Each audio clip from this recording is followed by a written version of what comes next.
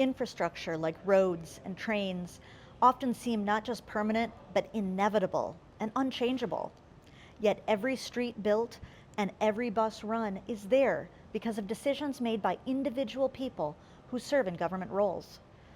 These decisions have a huge impact on our lives, yet often feel so distant and indelible.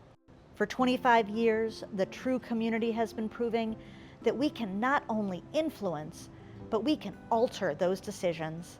It's not easy and it's not always successful, but by coming together, average people can influence government decisions, and in doing so, improve the lives of our neighbors, our friends, and the future of our communities.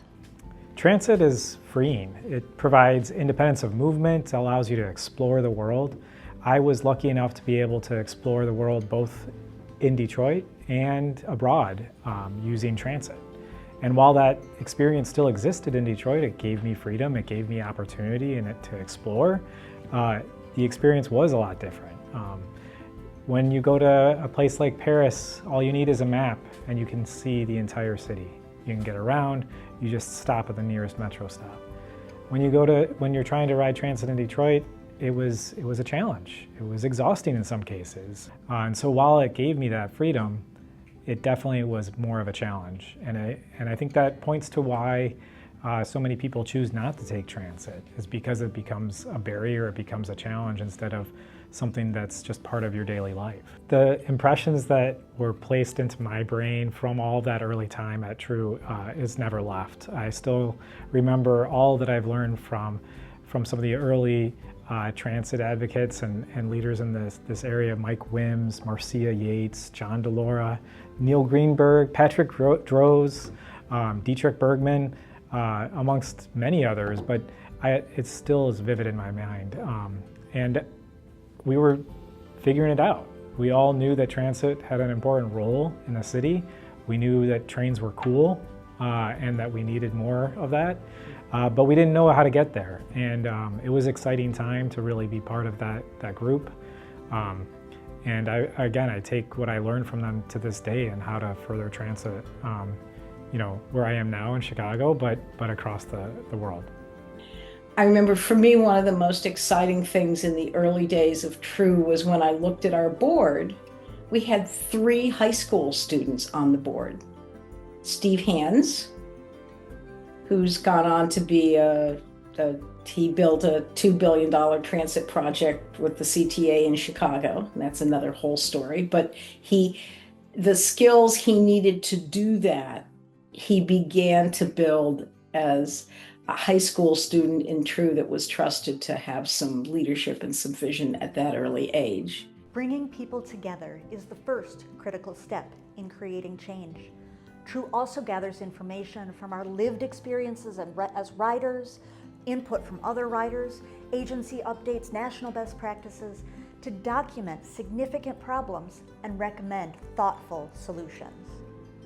TRU educates, providing easy to understand transit information to community groups, college classes, at festivals, and at bus stops, and in the news, and online. TRU advocates directly to key decision makers who have the power to make the improvements that our communities need. We sure don't do it alone. TRU partners with and mobilizes dozens of allied organizations, hundreds of members, and thousands of supporters to press for critical changes. Bringing people together with clear solutions and effective advocacy, we can create real change. Maybe one of the first things we did was hijacked Michigan Department of Transportation when they were having a meeting about extending I-375 down into the river.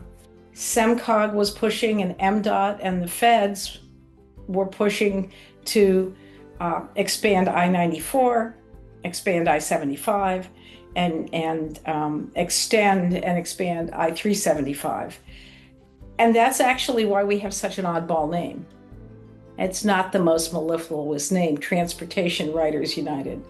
But the first 3 big challenges we had to tackle was to use the road expansion and extension projects, the highway expansion, as both a teachable moment and a moment to try and get the overall transportation cost of the region pivoted from roads and back to transit, and use it as a moment to educate folks that if you had better transit and the capacity that we could have, whether we resurrected our commuter rail or increased our bus service, you might not need the horrendous expansion that was proposed.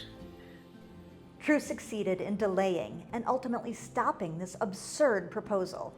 Today, Detroit has an award-winning riverfront without a highway cutting through it, and MDOT's considering whether to return 375 to a walkable boulevard instead. TRU countered anti-tax pressure and mobilized transit supporters to help persuade a bipartisan majority of the Board of Commissioners to put countywide transit on the ballot. Along with our partners, we reached out to voters by making presentations, going on news media, knocking doors, making calls, and sending texts, and much more, to build the strong voter support we needed for a big win at the ballot box. I think reporters have called it the do or die moment for transit in Oakland County. And because one transit millage was expiring and it was renewal of that or move forward with a countywide proposal.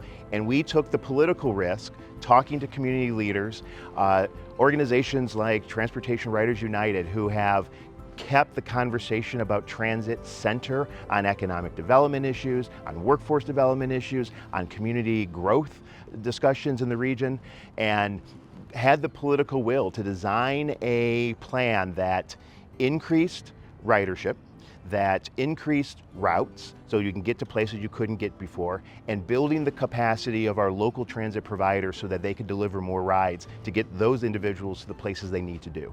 And we were going to do it from a countywide perspective, and we were able to get bipartisan support. People didn't even think that was possible. We had bipartisan support to put the question on the ballot, and as a result, an overwhelming majority voted yes. And like I said before, in areas that people have always told me that they didn't want transit. That people didn't want transit in some of the far outlying areas of the county, and it turns out they do. We at Transportation Riders United are proud to have worked with so many amazing partners to make such great progress, improving the infrastructure around us. We've got a lot more to do, so please join us as we launch the next decade of Detroit transit advocacy.